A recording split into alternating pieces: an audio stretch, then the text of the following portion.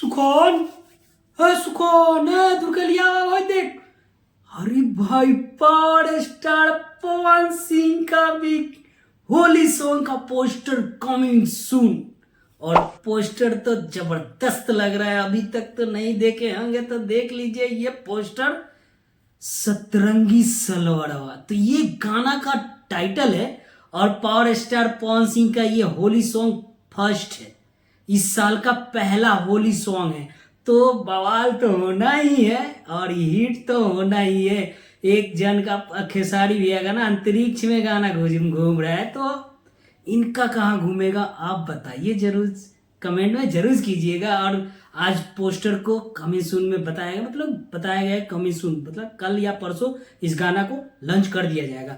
तो दोस्तों आपको मैं बता दूं कि पावर स्टार पवन सिंह के साथ में महिमा सिंह नजर आने वाली है और इनके साथ में शिवानी सिंह इस गाना को गाई हुई है और प्रियांशु सिंह जी ने म्यूजिक दिया है। तो जबरदस्त तो होना ही है, पक्का है कि जबरदस्त होगा। और लिखे हुए हैं विवेक अनमोल जी, तो अनमोल गाना को बनाने के लिए आप सब रेडी रहिए।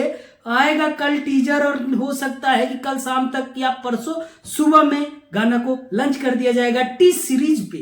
तो दोस्तों आप सब रेडी रहिए, टी सीरीज पे गाना होली सॉन्ग आने वाला है पावर स्टार पवन सिंह का, तो धमाल मचाने के लिए तो आप सब बैठे ही हैं।